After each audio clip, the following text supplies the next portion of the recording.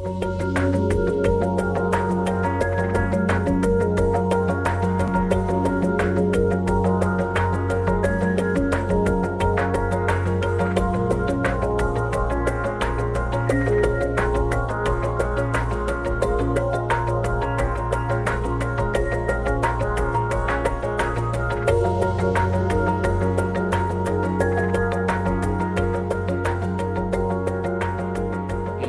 política cultural estuvo siempre bajo la esfera de la política educativa.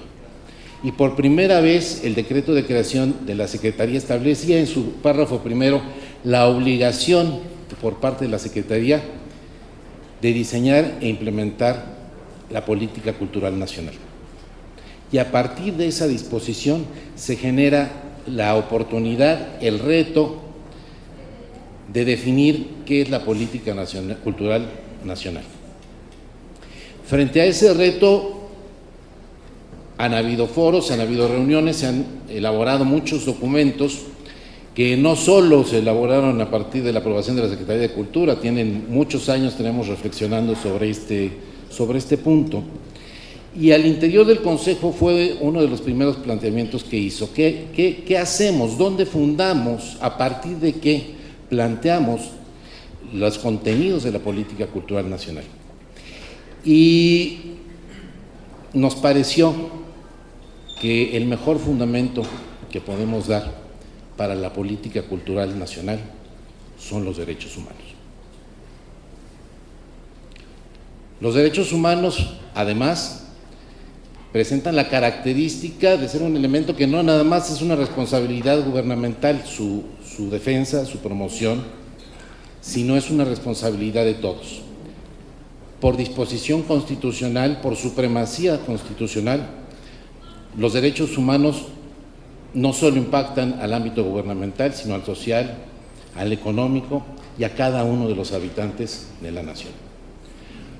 Con esa reflexión y teniendo en cuenta la reforma que hizo en el 2008-2009 el legislador permanente en el artículo 4 y la fracción 73, el 29 del artículo 73, la fracción 29ñ, consideramos que había elementos para ver cómo esta obligación que tienen los tres ámbitos de gobierno y la participación que tiene el sector social, el sector económico, los restantes sectores sociales, se coordinaban para la promoción, la defensa, la garantía de los derechos humanos, particularmente de los derechos fundamentales a la cultura, y cómo a partir de los estudios académicos y de las otras disposiciones que hay, también reconocíamos la existencia de los derechos culturales. El llamado que hacemos ahorita es que el legislativo atienda los derechos de acceso y participación de la cultura de todos los mexicanos. Muchas gracias. En este sentido, nosotros queremos resaltar 4 puntos de los cuales estamos bastante orgullosos que este documento orientador refleja a cabalidad de todo este corpus. En primer lugar, que posiciona la cultura en el centro de la planeación del desarrollo. Y esto significa reconocer los beneficios sociales, los beneficios económicos y los beneficios medioambientales que produce la cultura. En segundo lugar, coloca la diversidad cultural como el valor capital del sector. Esto es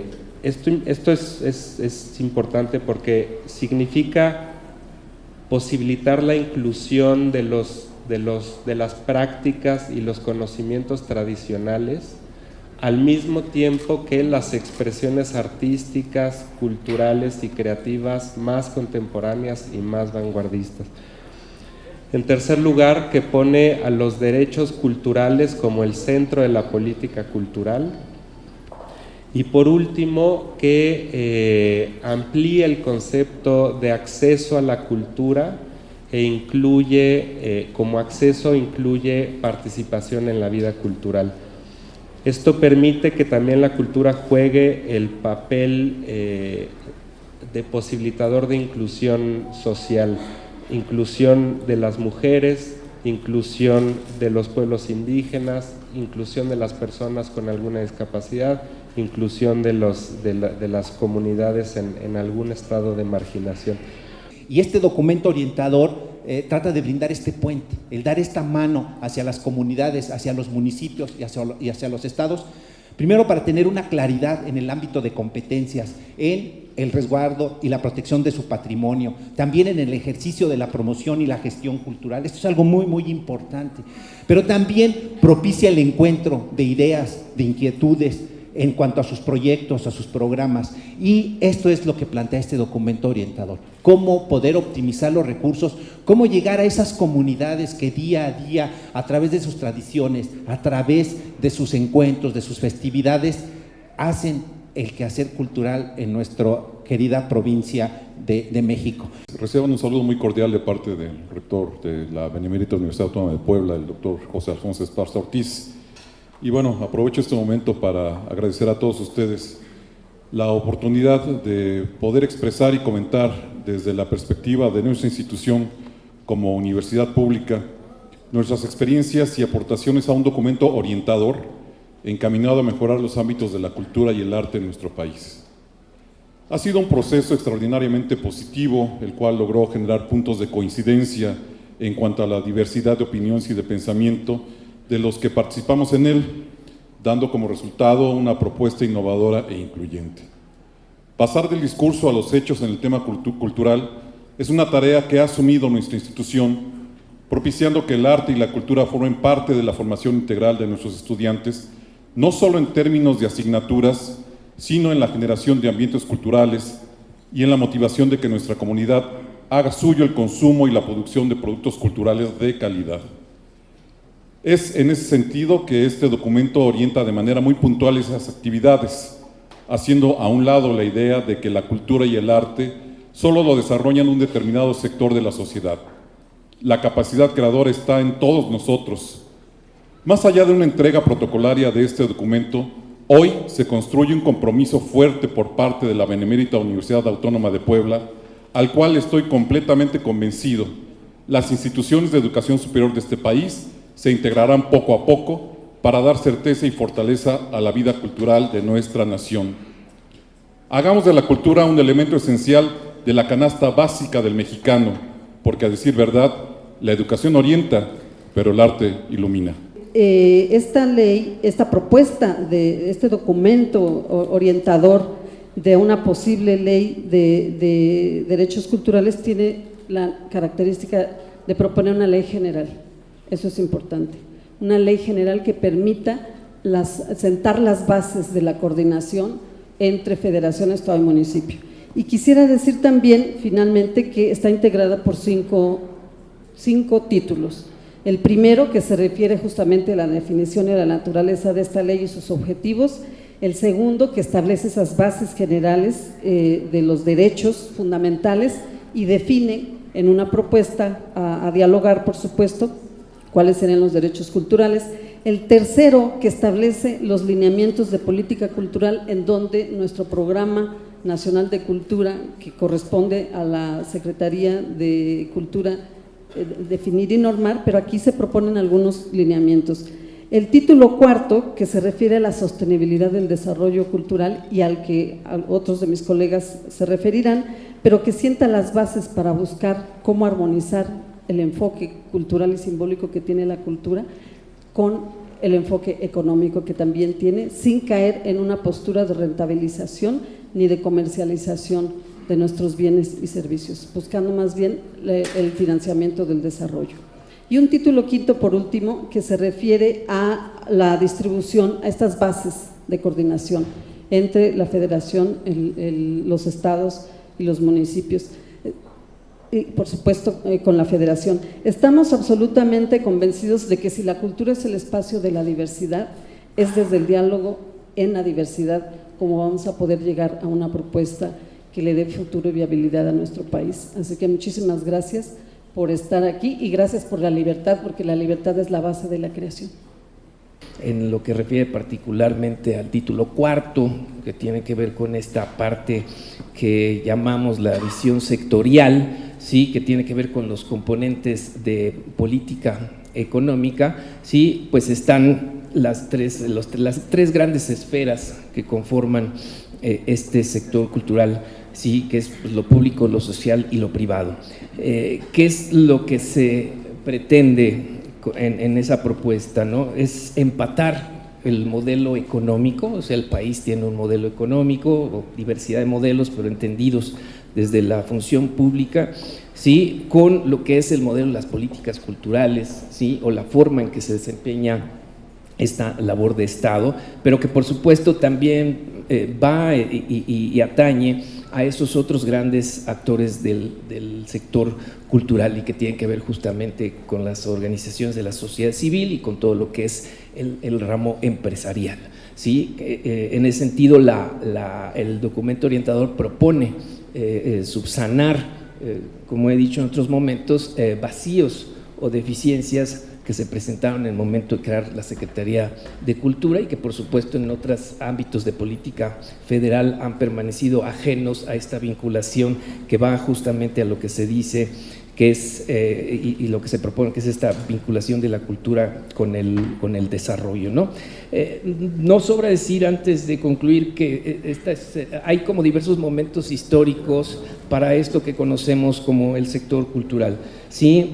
Sin duda, el hecho de que se haya creado una cuenta satélite, por ejemplo, en el año 2014, significó un punto importantísimo para visualizar esta aportación de la cultura a la economía, pero antes de eso, con la firma del Tratado de Libre Comercio y la adopción del Sistema de Clasificación Industrial de América del Norte, hay otro antecedente y por supuesto esta ley, si sale, ¿verdad?, como es el deseo de todos, sí, pues va a marcar otro punto, digamos, fundacional de esta gran noción de sector en el que participa muchísima gente. Este trabajo busca ser el corpus legal, contribuirles a ustedes para una política cultural integral.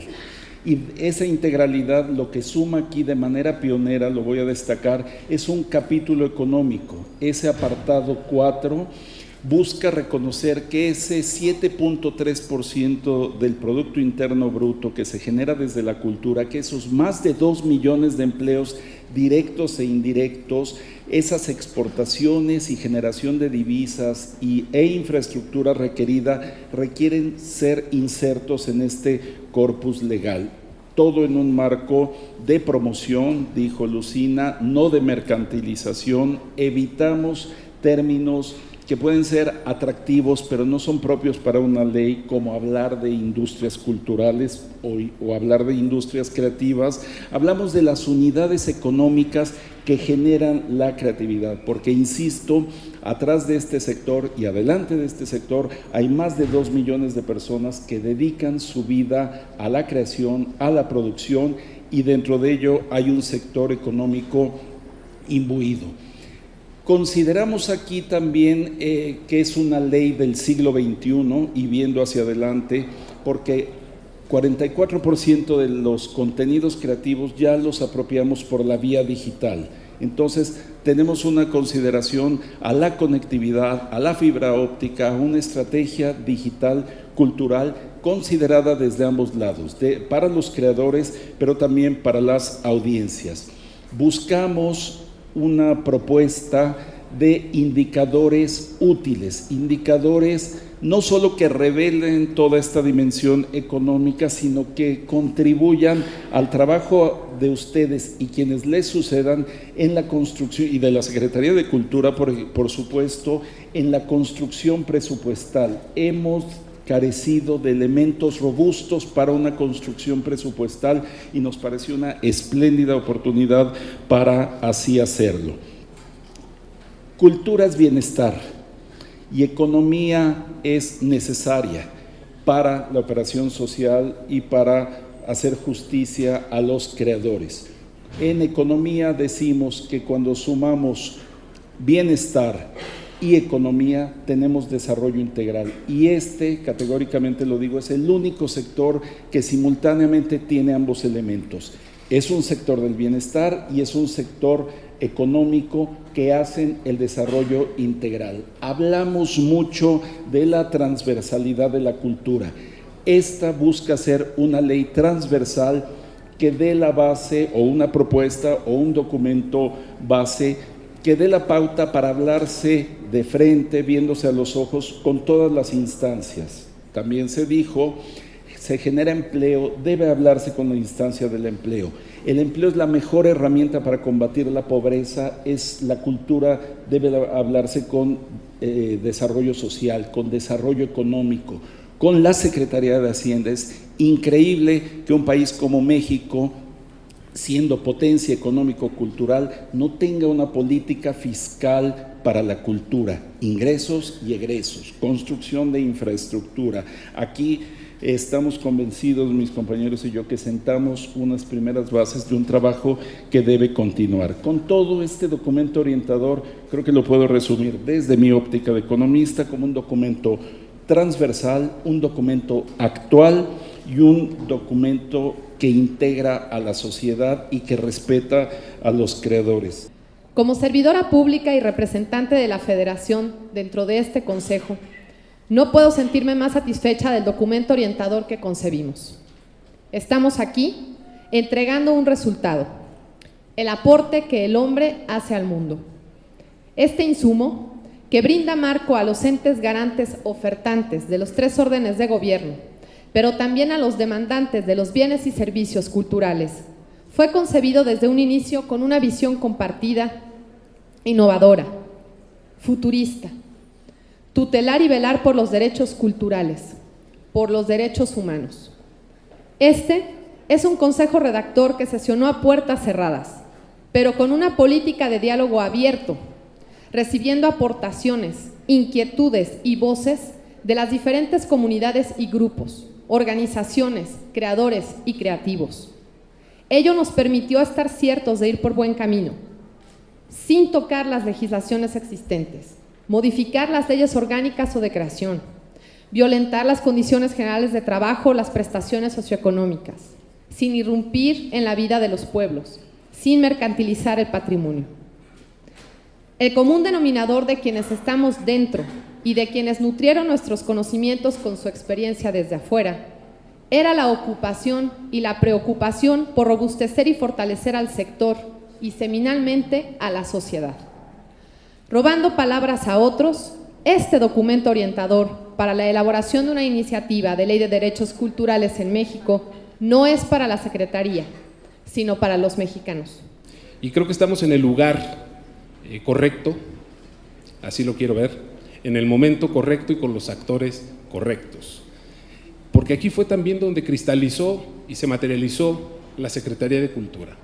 Y fue también en conferencia, con lo cual es un mensaje muy positivo que recibimos nosotros. Celebramos que se esté trabajando en conferencia. Y finalmente un comentario. Si la cultura ha avanzado hasta donde se ha relatado aquí por varios de nuestros compañeros, Ernesto, Gerardo, Carlos, Lucina y algunos otros más, que han hecho alusión al papel que desempeña hoy en día la cultura en nuestra sociedad, es porque la cultura hoy es un tema de Estado. Es un tema donde no solo interviene ya el Poder Legislativo, sino también el Poder Judicial, la Corte, incluso la CNDH. Celebramos que esté aquí presente también la CNDH, que ha estrenado el artículo 4 constitucional y que esta ley pues le involucra de una manera estratégica, porque también, hay que decirlo, una de las aportaciones que tiene esta ley es la interpretación del principio por persona, de este paradigma constitucional, este nuevo paradigma constitucional que tenemos ahora en México en materia de derechos humanos. Eso es importante decirlo, lo interpreta. De tal manera que a todas las reformas, y con esto quisiera terminar, a todas las reformas de este sexenio no se podía ir estas legislaturas, sin la reforma cultural. Eso es lo que hemos logrado. Y lo hemos logrado además en aras del pleno respeto desde el principio de que la facultad de legislar es de ustedes. Por eso es un documento orientador. Por eso se llama así, documento orientador. Tuvimos el cuidado, el cariño, el acopio de la humildad de decir, solamente vamos a orientar. Pero esa orientación se finca en algo que es fundamental, se finca en el humanismo. Consideramos que en este momento estamos entregando el documento que cumple la misión, pero no concluye nuestra participación. Estaremos de cerca viendo, apoyando, sumando en el análisis de este documento, y como también lo simbólico es importante, los integrantes del Consejo hemos decidido que sean las mujeres integrantes del Consejo quienes entreguen este documento orientador hacia una Ley General de Derechos Culturales de México, porque lo que se pone en manos de las mujeres siempre tiene buen fin.